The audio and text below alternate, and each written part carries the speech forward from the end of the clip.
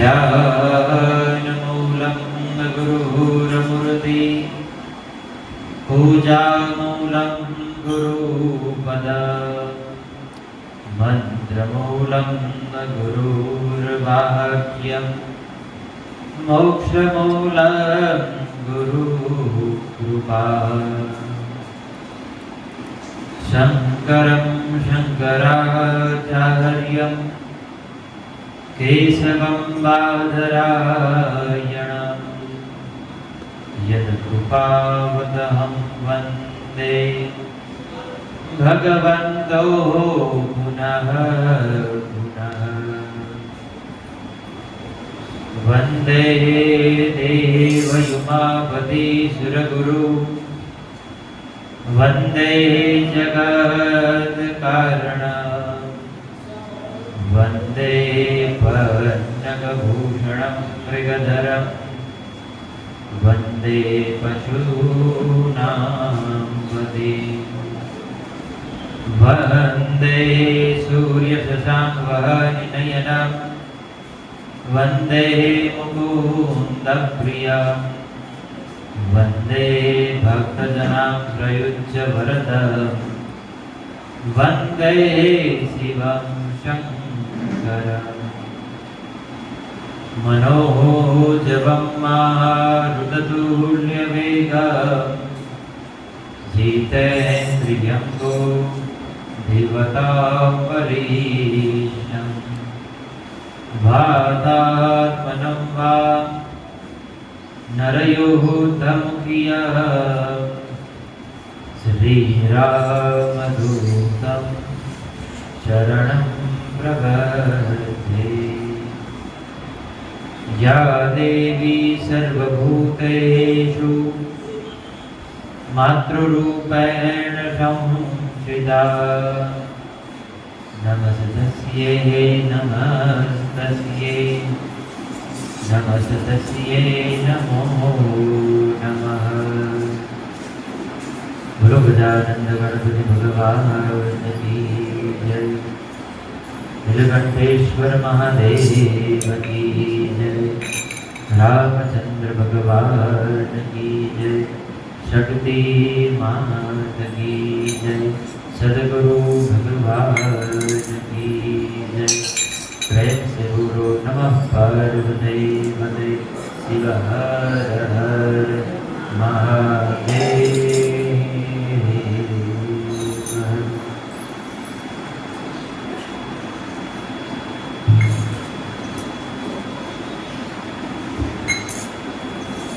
ગઈકાલની કથાના સત્રની અંદર આપણે ભગવાનના દિવ્ય પુરાણનું, ભગવાનના મહાપુરાણનું મહાત્મ્ય શું છે, એનો મહિમા શું છે, ભગવાન મહાદેવનો મહિમા શું છે, એની ગઈકાલે આપણે કથા શ્રવણ કરી હતી.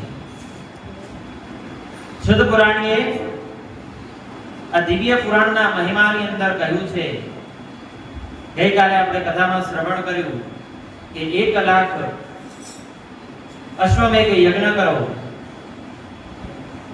100 વાજપેયી યજ્ઞ કરો અને 1 કરોડ કન્યાનું દાન કરો અને જે પુણ્ય એકત્રિત થાય એ પુણ્ય આ પુરાણ શ્રવણ કરવાથી જે પુણ્યનું ફળ મળે છે એની 16મા ભાગે પણ પહોંચતું નથી.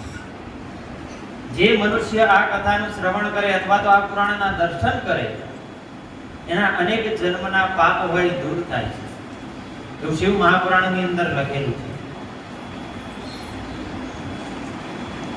કથામાં આગળ વધીએ એ પહેલા જેના સાનિધ્યમાં બેઠા છીએ એવા નીલકંઠેશ્વર મહાદેવના ચરણમાં વંદન કરી ભગવાન વિષ્ણુ જે વેદવ્યાસ સ્વરૂપે અવતરિત થઈ અને આ પુરાણને લિપિબદ્ધ કર્યું છે એવા ભગવાન વેદવ્યાસજીના ચરણમાં વંદન કરી, માતા પિતાના ચરણમાં વંદન કરી, ગુરુ મહારાજના ચરણમાં વંદન કરી અને આપ સર્વ પધાર્યા છો, આપ સર્વના હૃદય કમળની અંદર વિરાજમાન શિવ તત્વના ચરણમાં વંદન કરી કથાનો આપણે આગળ પ્રારંભ કરીએ. ગઈકાલે શુદ્ધ પુરાણીએ સનકાદિક ઋષિગણોને આનું મહાત્મય કહ્યું એટલે સનકાદિક ઋષિગણોને આ કથા શ્રવણ કરવાનું મનની અંદર આતુરતા થઈ છે.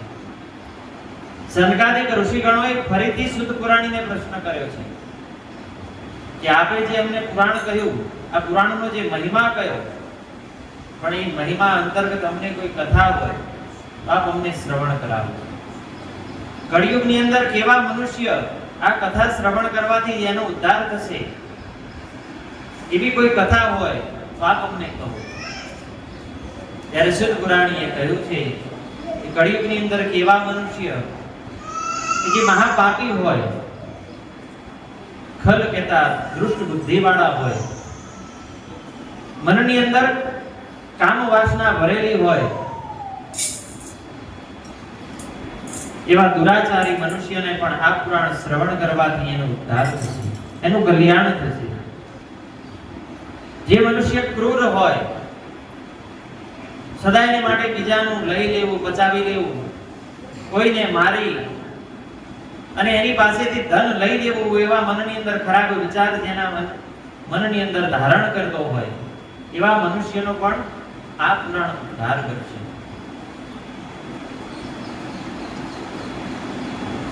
કોઈ મનુષ્ય આપણા સનાતન સંસ્કૃતિની અંદર, આપણા સનાતન ધર્મની અંદર જે નિષેધ કરેલી વસ્તુ છે, એ નિષેધ કરેલી વસ્તુનું પણ જે આચરણ કરતો હોય, એવા દુષ્ટ મનુષ્યનો પણ આ પુરાણ ઉદ્ધાર કરશે.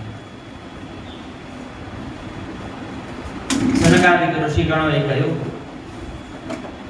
કે હે શુદ્ધ પુરાણી, હે મહામુનિ, આપે જે વર્ણન કર્યું તે વર્ણનના આધારે કોઈ કથા હોય, ઇતિહાસની અંદર, પુરાણની અંદર કોઈ આને લગતી કોઈ કથા હોય તો આપ અમને કૃપા કરી અમને કહો. શુદ્ધ પુરાણીએ કહ્યું છે કે કથાઓ તો અનેક છે. આ પુરાણનું શ્રવણ કરવાથી, આ મહાપુરાણનું શ્રવણ કરવાથી, દર્શન કરવાથી, પઠન કરવાથી, ભગવાન મહાદેવના શરણે જવાથી અનેકો મનુષ્ય આ કળિયુગ રૂપી જંજાળમાંથી છૂટ્યા છે, કાળ રૂપી મુખમાંથી છૂટ્યા છે અને અધર્મના માર્ગમાંથી ધર્મના માર્ગે વળી અને કલ્યાણકારી એમનો માર્ગ થયો છે. એવી તો અનેકો કથા છે, પણ એમાંની એક કથા તમને કહું છું તો આપ શાંતિપૂર્વક શ્રવણ કરો. શુદ્ધ પુરાણીએ કહ્યું કે સાગરના કિનારે આવેલ એક સુંદર નગર, કિરાત નામનું એ નગર, એ નગરની અંદર એક બ્રાહ્મણ રહેતો હતો. એ બ્રાહ્મણ હંમેશા રસાદ્રવ્ય વેચતો, એ રસાદ્રવ્યનું પાન કરતો. બ્રાહ્મણ જે હંમેશા ધર્મનિષ્ઠ હોવો જોઈએ, ધર્મનું આચરણ કરતો હોવો જોઈએ, પણ જે આ બ્રાહ્મણ છે એ ધર્મથી વિમુખ રહેતો, હંમેશા મનની અંદર દુરાચાર ફરતા રહેતા. અને એ બ્રાહ્મણનું નામ છે દેવરાજ. નામ પણ જુઓ, દેવરાજ. રાજ શબ્દ કોની પાછળ લાગે? કે જે તે એ ક્ષેત્રની અંદર કુશળ હોય, યુવાનોમાં શ્રેષ્ઠ હોય એને યુવરાજ કહેવાય. પર્વતની અંદર જે શ્રેષ્ઠ હોય એને ગિરિરાજ કહેવાય. દેવોની અંદર શ્રેષ્ઠ હોય એને દેવરાજ કહેવાય.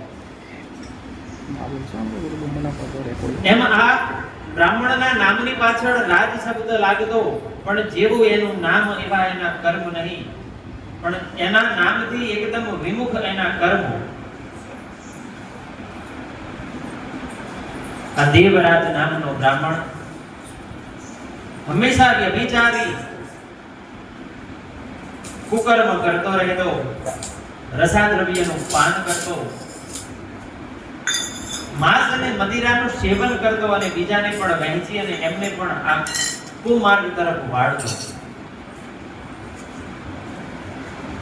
બ્રાહ્મણનો એક નિયમ હોય, નિત્ય પોતાનું સંધ્યા વંદના કર્મ કરી અને પછી ભોજન ગ્રહણ કરવું. પણ જે આ દેવરાજ નામનો બ્રાહ્મણ તો નિત્ય સ્નાન પણ ન કરતો.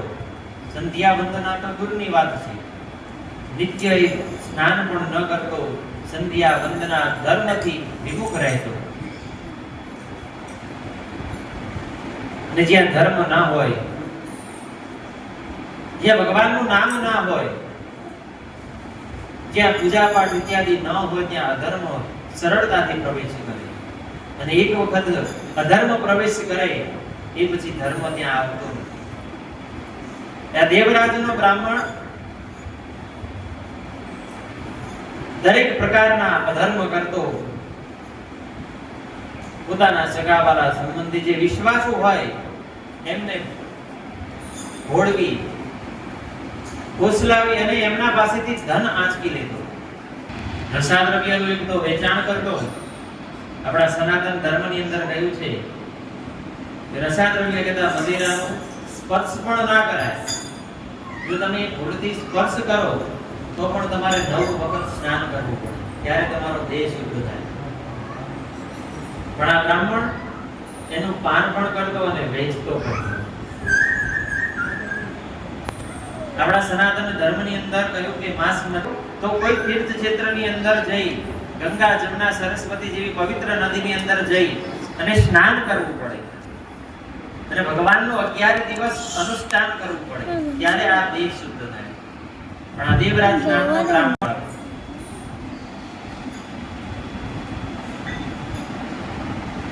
બ્રાહ્મણ ખૂબ અધર્મી, ખૂબ કુકર્મ કરનારો બ્રાહ્મણ હોય, વૈશ્ય હોય, શૂદ્ર હોય, ક્ષત્રિય હોય, દરેક પાસેથી એમનું ધન પડાવી લેનારો એવો આ ક્રૂર બ્રાહ્મણ એ હંમેશા પોતાના મનની અંદર એને વ્યભિચાર કહેતા પરસ્ત્રી ગમન કરવાનું એના મનની અંદર ભર્યું. પોતાની સ્ત્રી હોવા છતાં, પોતાની પત્ની હોવા છતાં એ પરસ્ત્રી ગમન કરતો. એક સમયે એ બ્રાહ્મણ ફરતા ફરતા નદી કિનારે આવ્યો છે. નદીની અંદર એક ભાવતી નામની કન્યા સ્નાન કરી રહી છે. એ પણ પોતાનું શરીર વહેંચી અને ધન કમાતી, એ પણ વ્યભિચારના માર્ગે વળેલી એવી સ્ત્રી ત્યાં સ્નાન કરતી હતી. અને આ દેવરાજ નામનો બ્રાહ્મણ ત્યાં ગયો એટલે એની સુંદરતામાં મોહિત થયો છે.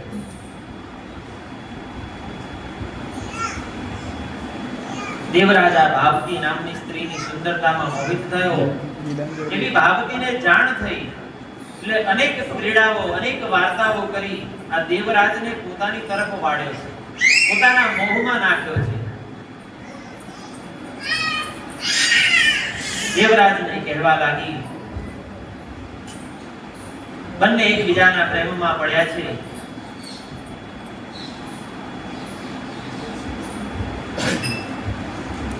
દેવરાજને કહેવા લાગી કે આપણે બંને મળી અને રહેવા લાગીએ. દેવરાજને રસદ્રવ્યનું પાન કરાવવા લાગી. આની મોહતાની અંદર દેવરાજ એટલો અંધ બન્યો છે કે પહેલા તો જ્યારે જરૂર પડે ત્યારે જ એ કોઈની પાસેથી ધન બચાવતો. હવે તો નિત્ય, કારણ કે પેલી સ્ત્રીને આપવા માટે સુંદર આભૂષણ, સુંદર વસ્ત્ર લાવે ક્યાં? એટલે નિત્ય કોઈ ના કોઈ સગાવાલા સંબંધી ના મળે તો પોતાના ઘરેથી પોતાના માતા પિતાનું જે ધન હતું એ લઈ અને એ સ્ત્રીને અર્પણ કરતો, એને આપી દેતો. ત્યાં ભાવતી નામની સ્ત્રીએ એને કહ્યું કે આપણે બંને તો આમ તો એક છીએ,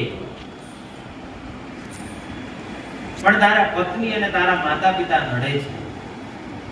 કારણ કે એના માતા પિતા અને એના પત્નીએ આ દેવરાજ નામના બ્રાહ્મણને ધર્મ તરફ વાળવા અનેક પ્રયાસો કર્યા. પણ મેં કહ્યું ને કે જ્યાં અધર્મ એક વખત પ્રવેશ કરી જાય ત્યાં પછી ધર્મ પ્રવેશ કરતો નથી. એટલે દેવરાજે આ લોકોનું એક પણ વચન સાંભળ્યું નહીં અને પોતાનો જે અધર્મનો માર્ગ છે એ જ એને પકડી રાખ્યો. એક સમય એવો બન્યો ત્યાં ભાવતી નામની વ્યભિચારી સ્ત્રી હતી અને આ દેવરાજ નામના બ્રાહ્મણને રસાદ્રવ્ય કહેતા મદિરાનું પાન કરાવ્યું છે. એના નશાની અંદર, એના કાનની અંદર વિષ ભર્યું છે. દેવરાજને કહેવા લાગી કે તારા માતા પિતાનો તું એમને મૃત્યુ આપી દે, એમનું મૃત્યુ કરી નાખ. તારી પત્ની પણ આપણને બંનેને એક થવામાં નડે છે, એનો પણ તું કોઈ ઉપાય કર. દેવરાજના મનની અંદર એક તો નશો ચડેલો અને એમાં પણ આવા ઝેર રૂપી વચન એ ભાવતી નામની સ્ત્રીએ ભર્યા.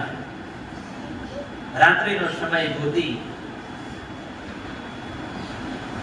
દેવરાજ નામનો બ્રાહ્મણ પોતાના ઘરે આવી તીક્ષ્ણ હથિયાર વડે પોતાના માતા પિતા અને પોતાની ધર્મપત્નીનો એને મૃત્યુ કર્યું છે, એને વધ કર્યો છે.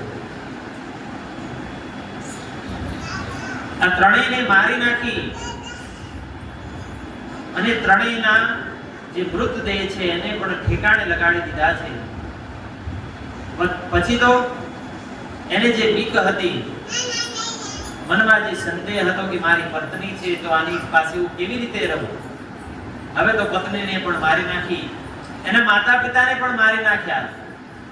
એમનું જે ધન હતું, જે દ્રવ્ય હતું, સંપૂર્ણ ભેગું કરી આ ભાવતી નામની જે વ્યભિચારી સ્ત્રી હતી એને આપી દીધું છે. દરેક દ્રવ્ય એને સોંપી દીધું છે, દરેક પ્રકારનું ધન એને સોંપી દીધું છે. જર જવેરાત સારા વસ્ત્ર દરેક વસ્તુ એ આ વ્યભિચારી સ્ત્રીને આપી દીધું છે. જ્યાં સુધી ધન હતું ત્યાં સુધી આ વ્યભિચારી સ્ત્રી એ દેવરાજના પાસે રહી છે. ખાવું પીવું ઊંઘવું બેઠવું દરેક વસ્તુ બંને જણા સાથે કરવા લાગ્યા. અધર્મ વધતો ગયો. મેં કહ્યું ને કે જ્યાં સુધી ધન હતું ત્યાં સુધી આ વ્યભિચારી સ્ત્રી આ દેવરાજ પાસે રહી છે. ધીમે ધીમે દેવરાજની ઉંમર થઈ,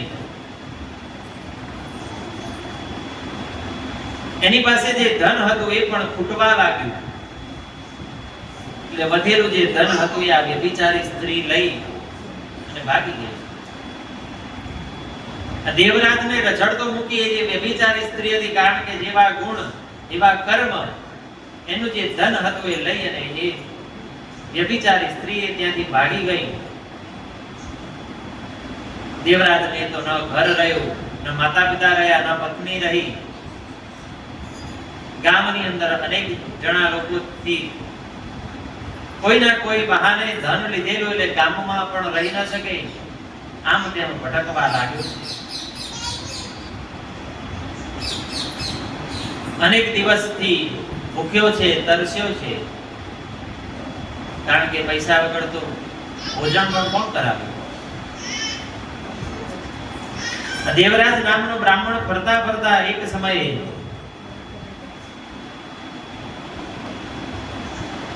પ્રતિષ્ઠાનપુર નામના નગરે આવી પહોંચ્યો છે. એ પ્રતિષ્ઠાનપુર નામના નગરની અંદર આવું સુંદર ભગવાન મહાદેવનું એક શિવાલય છે.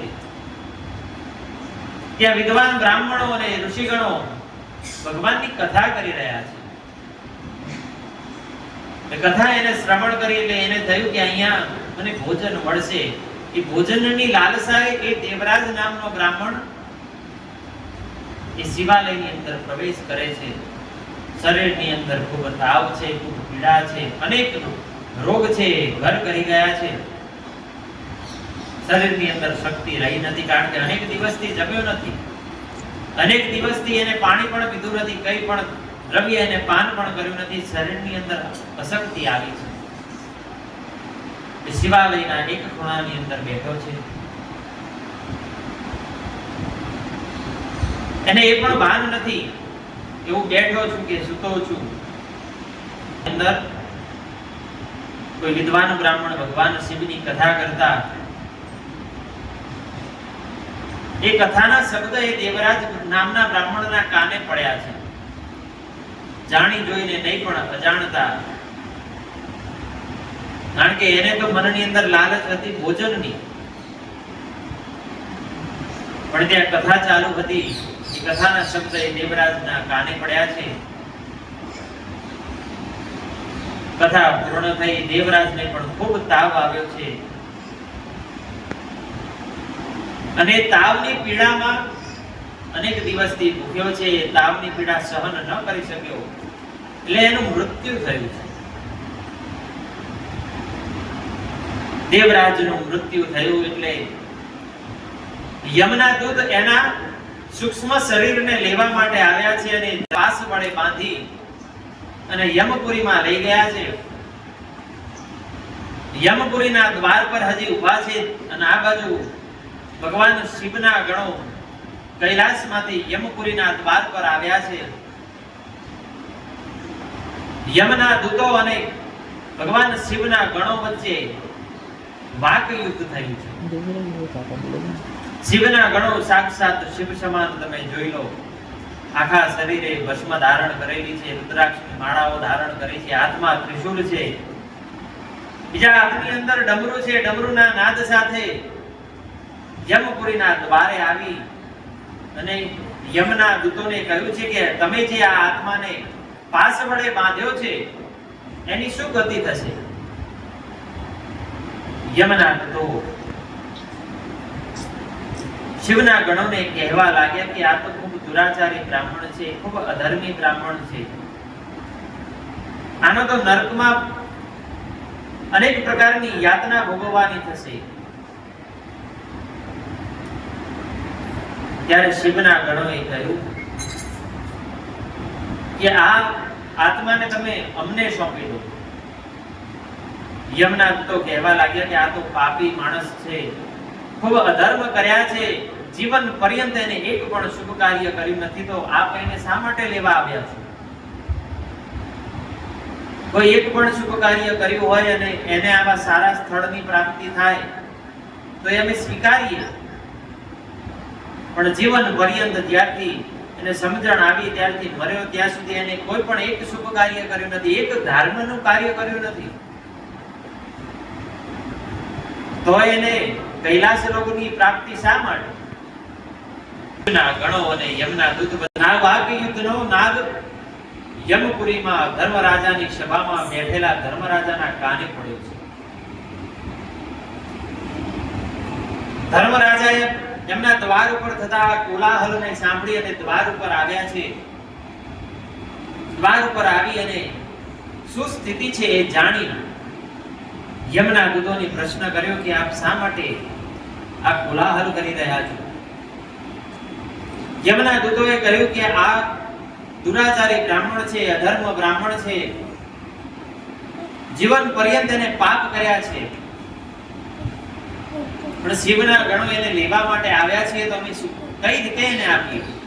કારણ કે આ તો નરકને ભોગવવા યુક્ત છે. ધર્મરાજાએ પોતાની આંખો બંધ કરી પોતાની દિવ્ય દ્રષ્ટિ વડે, પોતાના જ્ઞાન ચક્ષુ વડે શું સ્થિતિ બની છે એ સંપૂર્ણ વૃત્તાંત એમને મનની અંદર જાણ્યું છે. ધર્મરાજાએ જાણી લીધું કે આ શિવના ગણો એમનામ નથી આવ્યા, એ આ આત્માની કંઈક યોગ્યતા જોઈ અને આવ્યા છે. ધર્મરાજાએ શિવના ગણોને બેસાડી એમનું પૂજન કર્યું છે, કારણ કે શિવના ગણો આવ્યા હતા એમને વિરાજમાન કરી સુંદર આસન અર્પણ કર્યું છે, એમની યથાશક્તિ પૂજન કર્યું છે અને અંતમાં એમને નમસ્કાર કરી આજે દેવરાજ નામનો જે બ્રાહ્મણનો જે સૂક્ષ્મ દેહ હતો, જે પાસ વડે બંધાયેલો હતો, એ સૂક્ષ્મ દેહને, એ આત્માને શિવના ગણોને સોંપ્યો છે. શિવના ગણો એને વિમાનમાં બેસાડી કૈલાસ લોકની અંદર લાવ્યા છે.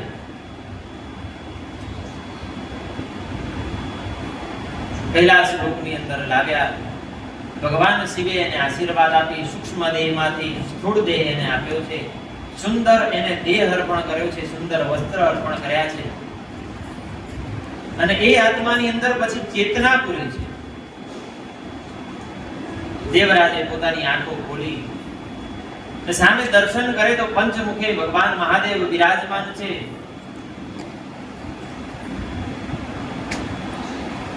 એમના બાજુની વાંગમય, વાંગ ભાગે કહેતા ડાબી બાજુએ માં ભગવતી પાર્વતી બિરાજમાન છે, એમના ગણો બિરાજમાન છે. સર્વપ્રથમ તો દેવરાજે આંખો ખોલી એટલે એને પોતાના એ હયાતી ઉપર વિશ્વાસ ન થયો. એને પોતે કયા સ્થળ ઉપર છે એનો ખુદને એને વિશ્વાસ ન થયો. ભગવાન મહાદેવના ચરણમાં એ વંદન કરવા લાગ્યો અને પ્રાર્થના કરવા લાગ્યો કે મેં તો આ જીવન અનેક પ્રકારના પાપ કર્યા છે, અનેક પ્રકારના કુકર્મ કર્યા છે. બ્રાહ્મણનું શરીર હોવા છતાં, બ્રાહ્મણનો જન્મ મળ્યા હોવા છતાં મેં કોઈ પણ એક પણ ધર્મનું કાર્ય કર્યું નથી. તો મને કૈલાસ લોક મળવાનું કારણ શું? ત્યારે ભગવાન શિવે એને પોતાની પાસે બેસાડી અને દેવરાજને કહ્યું છે કે તે જાણી જોઈને નહીં પણ અજાણતા પણ ભગવાન મહાદેવની મારું તે દિવ્ય પુરાણનું તે શ્રવણ કર્યું. આપણે ગઈકાલ કથામાં કહ્યું ને કે ક્ષણ માત્ર પણ કોઈ ભગવાનની કથાનું શ્રવણ કરે એની કોઈ દિવસ અવગતિ થતી નથી, એની દુર્ગતિ થતી નથી. ભગવાનની આ કથા જે વ્યક્તિ ક્ષણ માત્ર પણ શ્રવણ કરે છે એને કોઈ દિવસ નરકની યાતના ભોગવવી પડતી નથી. ભગવાન મહાદેવે દેવરાજને કહેવા લાગ્યા કે જ્યારે તારો અંત સમય હતો ત્યારે તારા કર્ણપટલ કહેતા તારા કાનની અંદર આ દિવ્ય પુરાણના શબ્દ પડ્યા છે અને એ શબ્દના આધારે તે જીવન પર્યંત જે પાપ કર્યા છે એ સર્વ પાપનો નાશ થઈ અને તું કૈલાસ લોકને પ્રાપ્ત થયો. નહીં તો તારા પાપ એવા અનેક હતા, એટલા ક્રૂર પાપ હતા કે 100 જન્મ પણ તું નરકની યાતના ભોગવને તો પણ એનો અંત ના આવે એટલા દુષ્ટ પાપ તે કર્યા છે, એટલા ક્રૂર પાપ તે કર્યા છે. પણ મારા દિવ્ય પુરાણનું તે શ્રવણ કર્યું છે અને એ પણ તે શિવાલયની અંદર ભગવાન મહાદેવના આ વાંગમય સ્વરૂપ એવા શિવ મહાપુરાણનું તે શ્રવણ કર્યું છે. ગઈકાલે મેં કહ્યું ને કે ભગવાનનું પુરાણ, ભગવાનના નામનો જાપ એ કયા ક્ષેત્ર ઉપર કરો છો એનો પણ એક અલગ પ્રભાવ હોય છે. કારણ કે સાક્ષાત મહાદેવની સામે અને આ પણ જે ગ્રંથ છે એ પણ સાક્ષાત મહાદેવ સ્વરૂપ જાણવું અને એની કથાનું તમે શ્રવણ કરો, પઠન કરો તો શિવ મહાપુરાણની અંદર લખ્યું છે કે તમારા અનેક જન્મના પાપ હોય તો એ દૂર થઈ તમને કૈલાસ લોકની પ્રાપ્તિ થાય. ભગવાન મહાદેવના ચરણની અંદર તમારો આત્મા વાસ કરે છે અને અનંત જન્મ સુધી એ આત્મા ત્યાં વાસ કરી અને શિવ લોકને પામે છે. દેવરાજની આ કથા સાંભળી એટલે સનકાદિક ઋષિગણોને થયું કે આટલો અધર્મી, આટલો વ્યભિચાર, આટલા કુકર્મ કરવાવાળા બ્રાહ્મણને પણ જો મોક્ષ મળતો હોય, ભગવાન મહાદેવનું સાનિધ્ય મળતું હોય તો હે શુદ્ધ પુરાણી અમને આવી બીજી કથા સંભળાવો. શુદ્ધ પુરાણી કહેવા લાગ્યા કે આવી કથાઓ સાંભળવા માટે તમને મનની અંદર વિચાર આવે છે આપ ધન્ય છો. દેવરાજની કથા તમે શ્રવણ કરી. દેવરાજ નામનો બ્રાહ્મણ જે ખૂબ પાપી, મનની અંદર વિચાર થાય કે આટલા પાપી વ્યક્તિને પણ જો ભગવાન શિવનું સ્થાન મળતું હોય, જે અનાયાસે શિવાલયે પહોંચી અને એના કાને જો ભગવાન શિવની કથાના શબ્દ માત્રથી એનું કલ્યાણ થતું હોય, આપણે તો 15 દિવસ જાણી જોઈ અને નિત્ય સમયબદ્ધ થઈ અને આ કથાનું શ્રવણ કરવાનું છે તો આપણને તો અનંત ગણું પુણ્યની પ્રાપ્તિ થવાની છે.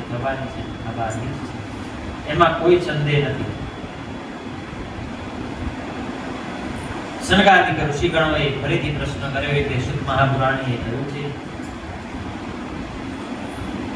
કે આપ આ કથા શ્રવણ કરવા માટે આતુર છો, આપ ધન્ય છો. દેવરાજની આપણે કથા સાંભળી, જે કથા શ્રવણ કરવાથી દેવરાજને મુક્તિ મળી છે, એવી જ રીતે હું તમને બીજી કથા કહું છું, તો આપ શાંતિપૂર્વક સાંભળો.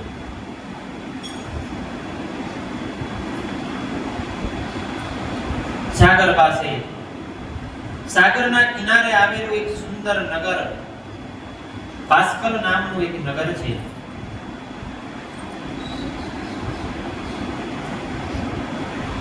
એ બાસ્કલ નામના નગરની અંદર અનેક પાપીઓ રહે છે. આપણામાં ગુજરાતીમાં કહેવત છે કે ગાંડાના ગામ ના હોય, એમાં પાપીઓના પણ ગામ ના હોય. પણ જ્યાં બહુમતી પાપીઓની હોય, જ્યાં બહુમતી અધર્મની હોય, ત્યાં ધીમે ધીમે જે ધર્મવાન વ્યક્તિ હોય, ધર્મનિષ્ઠ વ્યક્તિ હોય, એ પણ અધર્મ કરવા લાગે છે. કારણ કે જેવું વાતાવરણ હોય એવા તમને મનની અંદર વિચાર આવે. કોઈ ખરાબ જગ્યાએ જઈ તમારે ભગવાનનું નામ લેવું હશે તો તમે મનની અંદર વિચાર નહીં કરી શકો. પણ એ જ મન છે, એ જ વ્યક્તિ છે, ભગવાન મહાદેવના શરણે આવે કે કોઈ પણ ભગવાનના મંદિરે જઈ તમારે મનની અંદર કોઈ ખરાબ ભાવ લાવવું હશે, જાણી જોઈને લાવવું હશે, તો પણ તમે નહીં લાવી શકો. કારણ કે સ્થળનું મહત્વ છે, ક્ષેત્રનું મહત્વ છે. એ ક્ષેત્રની અંદર જે વાતાવરણ છે એનું ખૂબ મહત્વ છે. એમાં જે બાસ્કલ નામનું નગર, જ્યાં અનેક પ્રકારના પાપી, અનેક પ્રકારના વ્યભિચાર ધરાવતા મનુષ્ય ત્યાં રહેતા હતા.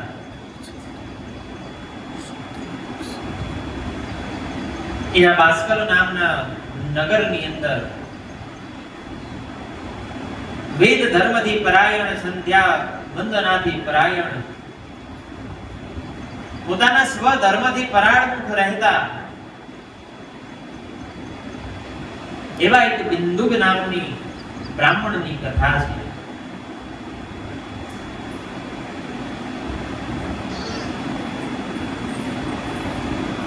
આ બિંદુક નામનો બ્રાહ્મણ એ પણ આ દેવરાજ નામના બ્રાહ્મણની જેમ ખૂબ અધર્મ કરતો, ખૂબ પાપના માર્ગે રહેતો, નિત્ય એ પોતાનું ગુજરાન ચલાવવા, પોતાનું અને પોતાની સ્ત્રીને આપવા માટે ક્યાંય ને ક્યાંયથી એ ચોરી કરતો, કોઈ ના કોઈ વ્યક્તિ પાસેથી ધન બચાવી પાડતો. આ જે બ્રાહ્મણ છે, દુષ્ટ બુદ્ધિ વાળો, શસ્ત્ર વડે કોઈ ના કોઈ પાસેથી ધન આંચકી લેનારો,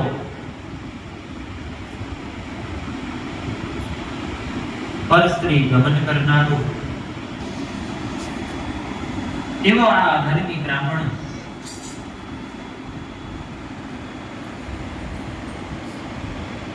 અધર્મના માર્ગે ખૂબ પાપ કર્યા છે. બ્રાહ્મણ અધર્મી હતો, પણ એની પત્ની એ ધર્મવાન હતી. એની પત્નીનું નામ છે ચંચુલા.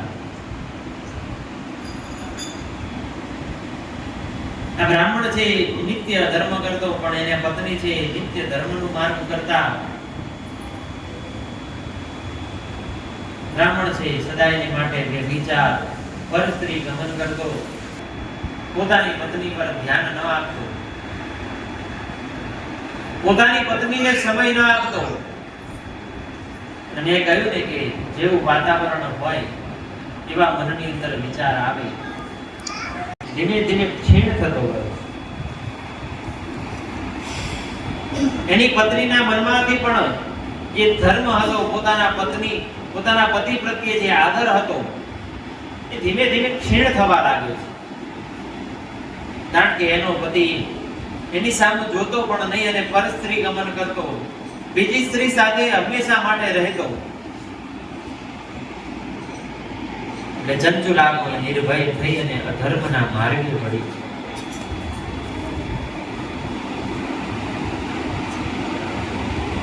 ચંચુલાએ અનેક વખત આ બિંદુક નામના બ્રાહ્મણને રોક્યો છે.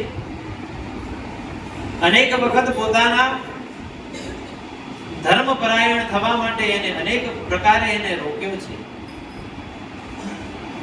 પણ મેં જેમ કહ્યું કે એક વખત અધર્મ પ્રવેશ કરે એ પછી ધર્મ ત્યાં આવતો નથી.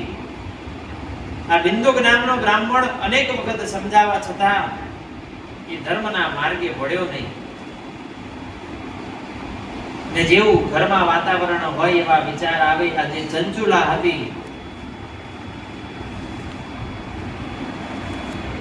એને ચંચુલાને પણ મનની અંદર થયું કે મારો પુરુષ, મારો પતિ એ પરસ્ત્રી ગમન કરે છે, એ મને સુખ આપતો નથી, માટે હું પણ મારું સુખ ગોતવા માટે પર પુરુષ ગમન કરવાનું શરૂ કરું.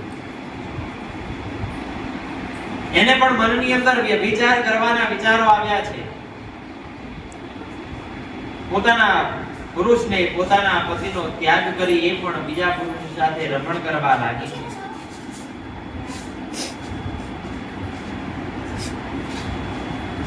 એક સમય એવો બન્યો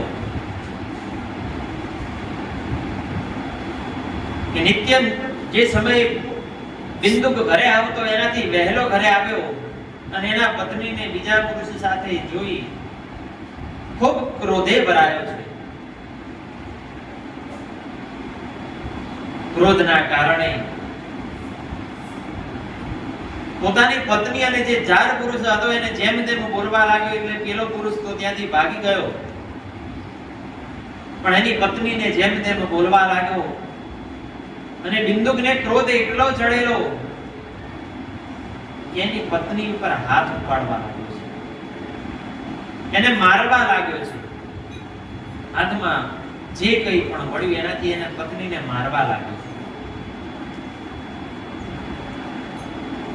કારણ કે અધર્મ તો મનની અંદર હતો જ. શું સાચું શું ખોટું એનો સહેજ પણ વિચાર આવ્યો નહીં. અને હાથમાં લાકડી લઈ એની પત્નીને મારવા લાગ્યો. એટલે એની પત્ની પણ પોતાના મનની અંદર જે બીક હતી એનો ત્યાગ કરી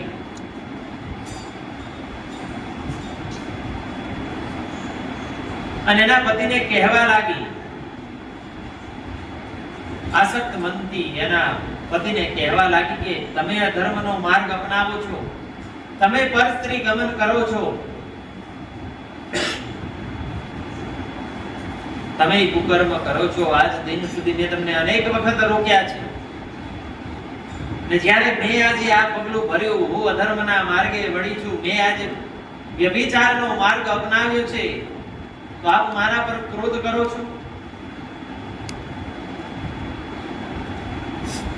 ચંચુલાના આવા શબ્દ સાંભળી બિંદુકનો જે ક્રોધ છે એ શાંત થવા લાગ્યો. કારણ કે આજ દિન સુધી ચંચુલા એની સામે બોલી નથી, પણ અધર્મ એના અંદર પણ પ્રવેશ કરી ચૂક્યો હતો. અને જ્યાં અધર્મ પ્રવેશ કરે ત્યાં વાણી, વિવેક અને મર્યાદા ત્યાં રહેતા નથી.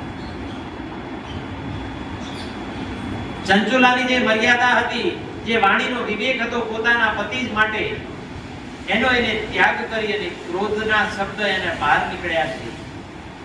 ક્રોધમાં એના પતિ સામે એને વળતો જવાબ આપ્યો છે કે આપ આજ દિન સુધી વ્યભિચાર કર્યો, મેં અનેક પ્રકારે તમને રોક્યા છે, આપ ન રોકાયા તો હવે હું શું કરું? મેં પણ આ માર્ગ અપનાવ્યો છે. વિચાર કરો કે જ્યાં અધર્મ હોય ત્યાં ધર્મ હોવા છતાં પણ ધર્મનો પરાજય થાય છે. જો ધર્મ તમારો પ્રબળ ના હોય તો મન આપણું ડગી જાય છે. ઘરમાં કોઈ એક વ્યક્તિને ઉપવાસ હોય, બીજા વ્યક્તિને ઉપવાસ ન હોય, ઉપવાસ કરવા વાળા વ્યક્તિને મોરૈયો કે ભાજી કઈ રાંધ્યું હોય ને કોઈ બીજા ઘરમાં બીજા વ્યક્તિ માટે કઈ સારું રાંધવામાં આવે તો જે વ્યક્તિને ઉપવાસ હોય એને એક વખત તો મનની અંદર વિચાર આવે ને મન ડગી જાય. મનની અંદર વિચાર આવે કે અત્યારે નહીં, આવતી અત્યારે જ કરીશું, આજે થોડું જઈએ.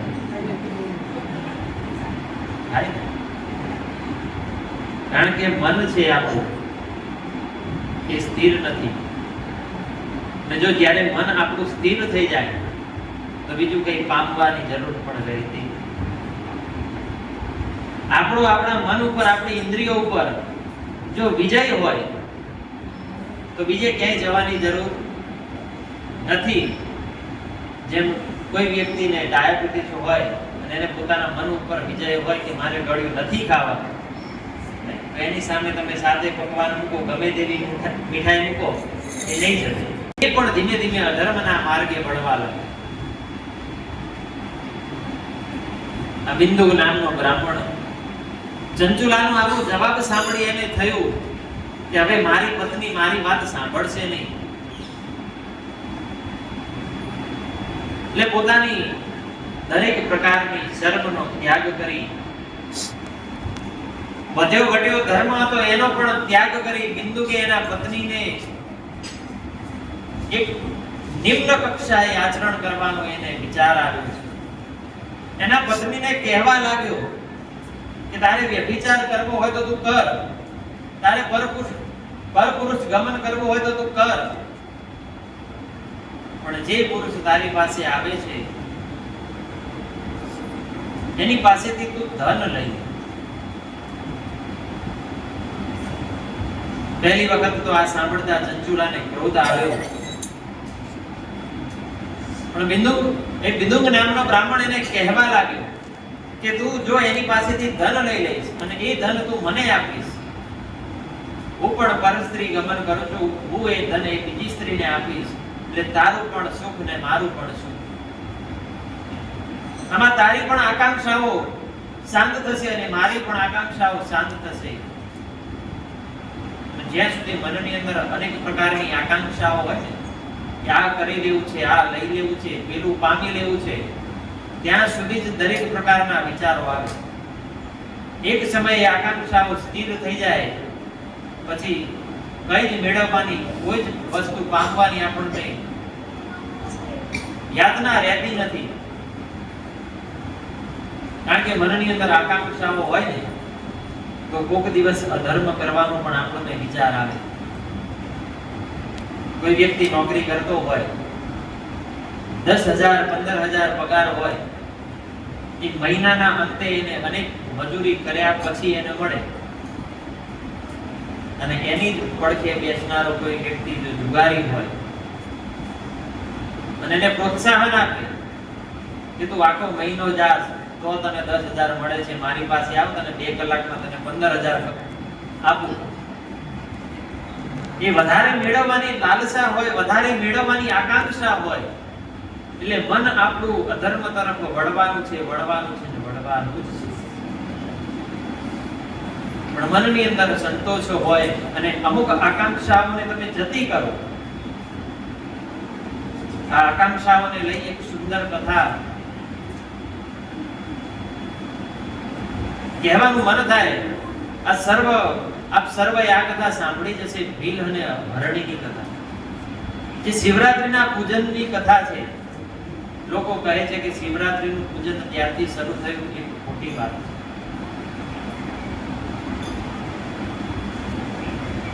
શિવરાત્રીની શરૂઆત તો એની પણ કથા આગળ આવશે, સવિસ્તાર આપણે લઈશું. પણ મેં જેમ કહ્યું ને કે આકાંક્ષાઓ એક સમયે ભીલ એ શિકાર કરવા માટે એક ઝાડ પર પોતાનું તીર અને કમાન લઈ અને સજ્જ બેઠો છે. એ ઝાડ છે બિલ્લીનું. એ બિલ્લીના ઝાડ ઉપર ચડી પોતાનું તીર અને કમાન લઈ શિકાર કરવા માટે સજ્જ થઈ અને બેઠો છે. ત્યાં હરણી ધીમે ધીમે ચરવા માટે આવે છે. કથા ટૂંકમાં લઈ લઉં. એ હરણી ચરવા માટે આવે છે. શિકારીને મનમાં થયું કે આ હરણીનો શિકાર કરી લઉં. હરણીની પણ ચરતા ચરતા એ શિકારી ઉપર નજર પડી. એ શિકારીને પ્રાર્થના કરવા લાગી છે કે મને ઘરે જવા દે, મારા બાળકો ભૂખ્યા છે, મારા બચ્ચા ભૂખ્યા છે. જો તું મને જવા દઈશ તો હું મારા બાળકોને લઈને પણ આવીશ, તને વધારે શિકાર મળશે. શિકારી છે એ પોતાનો શિકાર સામે જોવે એટલે મનની અંદર સહેજ પણ ક્ષણવાર પણ વિચાર ન કરે અને એનો વધ કરી નાખે, એ સહજ વાત છે. પણ અહીંયા શિકારીનું મન પરિવર્તન થયું છે, કારણ કે ભગવાનને પ્રિય એવા બિલ્લીના વૃક્ષ ઉપર બેઠો છે. એને થયું કે મને વધારે શિકાર મળશે, વધારે ભોજન મળશે, એવી મનની અંદર આકાંક્ષાઓ છે. અને બીજી આકાંક્ષા કે આ હરણી ઘરે જશે, એના બચ્ચાને પણ લઈને આવશે. શિકારીએ કહ્યું કે ભલે વાંધો નહીં. અને હરણી પણ ઘરે જઈ પોતાના બચ્ચાને લઈ અને આવી છે. આપણા શાસ્ત્રમાં કહ્યું છે કે આપણે પોતાની અમુક આકાંક્ષાઓને જતી કરીએ, અને જે આપણું આ મન છે એ શેના સ્વરૂપ છે? એ આ ભીલના સ્વરૂપ છે. આપણી જે આકાંક્ષાઓ છે એ હરણીના સ્વરૂપ છે. જો આપણે આપણા મનને વાળીએ અને આકાંક્ષાઓને જતી કરીએ અને ધર્મપરાયણ રહીએ, આપણા ગુરુના ચરણમાં રહીએ, ધર્મના ચરણમાં રહીએ, શાસ્ત્રનું આચરણ કરીએ, તો આપણને જે ગયું છે એનાથી અનેક ઘણું પાછું મળવાનું છે, મળવાનું છે, મળવાનું છે. કળિયુગમાં અનેક પ્રકારના દાન છે, અનેક પ્રકારના દાનીઓ છે. કોઈ દાન કરનારો વ્યક્તિ આજ દિન સુધી ગરીબ થયો નથી, થવાનો નથી, થશે પણ નહીં. કારણ કે જે અર્પણ કરે છે ભગવાન એને એનાથી અનંત ગણું પાછું આપે છે, આપે છે અને આપે જ છે. આપણા ખીચાની અંદર એક 100 રૂપિયા હોય અને કોઈ માંગવા આવે અને એ 100 રૂપિયા કાઢીને એને અર્પણ કરી દઈએ ને, તો સાંજ પડતા મારો મહાદેવ તમને 500 આપે, આપે અને આપે. એમાં બાજુ આ ભીલે એ હરણીને જવા દીધી. હરણી ઘરે જઈ પોતાના બચ્ચાને પણ લઈને આવી છે. એ હરણી જ્યાં સુધી આવી નહીં ત્યાં સુધી એ ભીલ રાહ જોતા જોતા એ ઝાડ ઉપરથી એક એક પાન તોડી નીચે નાખતો રહેતો. એને એ વાતનો ખ્યાલ નહીં કે નીચે એક શિવલિંગ સ્થાપિત છે. એ બિલ્લીના પાન એક પછી એક એ શિવલિંગના ઉપર પડતા રહ્યા. એને અજાણે એ શિવલિંગ ઉપર બિલ્લીનો અભિષેક કર્યો. એક પછી એક પાન પડતા રહ્યા. સમય ઘણો વ્યતીત થયો. ધીમે ધીમે 1 લાખ કેવા બિલ્લીના પાન એને અર્પણ કરી દીધા. એને ખુદને ખબર હતી. ભગવાન મહાદેવ એના ઉપર પ્રસન્ન થયા છે. એ પછી તો કથાઓ એ છે એને શિકાર વૃત્તિ છોડી અને ધર્મના માર્ગે વળ્યો છે. કહેવાનો તાત્પર્ય કે મનની અંદર આકાંક્ષાઓ હોય, અભિલાષા હોય, એટલે મનની અંદર અધર્મ પ્રવેશ કરવાનો જ છે. એમાં બિંદુક નામના બ્રાહ્મણે એના પત્ની ચંચુલાને કહ્યું કે ભલે તું પરપુરુષ ગમન કર, પણ એની પાસેથી તું ધન લઈ લે અને એ ધન તું મને આપી દે. એ ધન હું જે સ્ત્રી પાસે જઉં છું એને હું અર્પણ કરીશ, એટલે તારું પણ ચાલે અને મારું પણ ચાલે.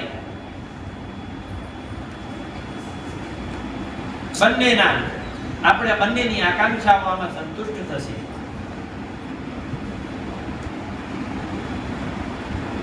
ચંચુલાને પણ એક વખત આ વાત સાંભળી ક્રોધ આવ્યો, પણ મનની અંદર અધર્મ પ્રવેશ કરી ચૂકેલો. કામ વાસના એટલી હદ સુધી મનમાં ચડી ગયેલી કે ધર્મ શું અધર્મ શું એમને સૂઝ્યું નહીં. પછી તો વ્યભિચારના માર્ગે ચંચુલા વળી છે. કારણ કે જે વાતની બીક હતી, જે વાતનો ભય હતો, એના પતિએ જ એને છૂટ આપી છે. હવે તો કઈ વાતનો ભય? હવે તો સ્વચ્છંદ થઈ અને એ વ્યભિચારના માર્ગે એ જાર પુરુષ સાથે પરપુરુષ સાથે રમણ કરવા લાગી છે. અને જે કઈ ધન આવે એ ભેગું કરી એકત્રિત કરી એના પતિ એ બિંદુકને આપતી. બિંદુક પણ એ સર્વ ધન ભેગું કરી અને જે સ્ત્રી પાસે રમણ કરવા જતો એને અર્પણ કરી દીધો, એને આપી દીધું. આમને આમ કરતા બિંદુકના શરીરમાં રોગ પ્રવેશ કર્યા છે અને એ રોગના કારણે એનું મૃત્યુ થયું છે અને જીવન પર્યંત કોઈ ધર્મનું કાર્ય ન કર્યું હોવાથી એને નરકની યાતના ભોગવવી પડી છે. અનેક પ્રકારની અનેક વર્ષો સુધી એને નરકની યાતના ભોગવી અને એનો બીજો જન્મ થયો છે એ પ્રેત સ્વરૂપે થયો છે.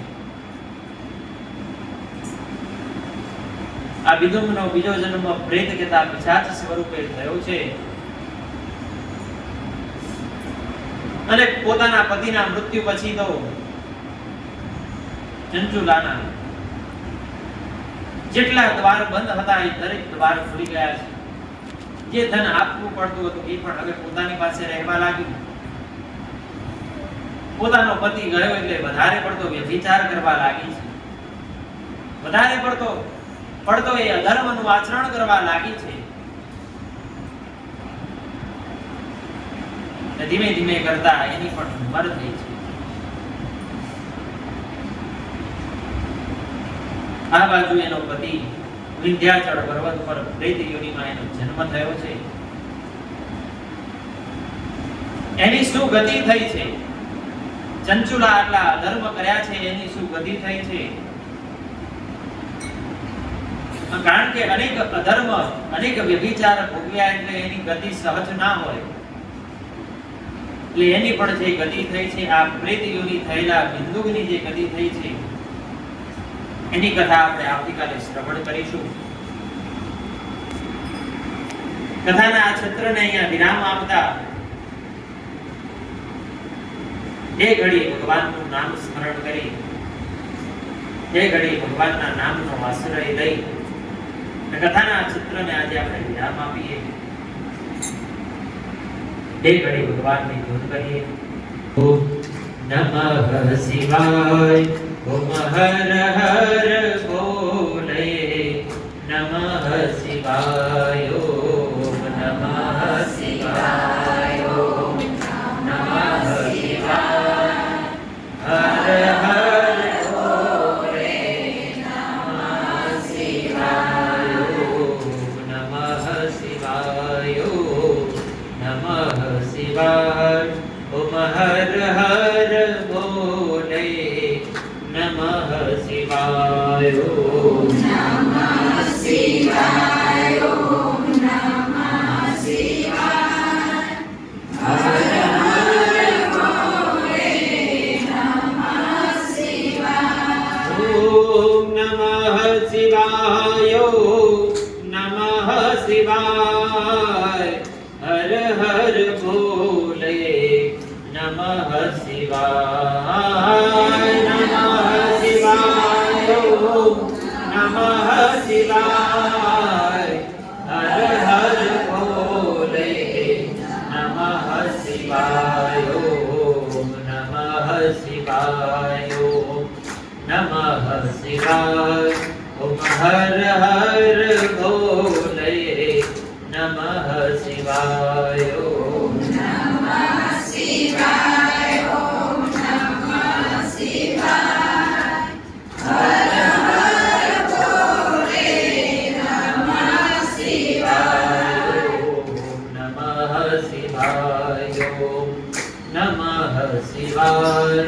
ઓમ હર હર બોલે. નમઃ શિવાય. ઓમ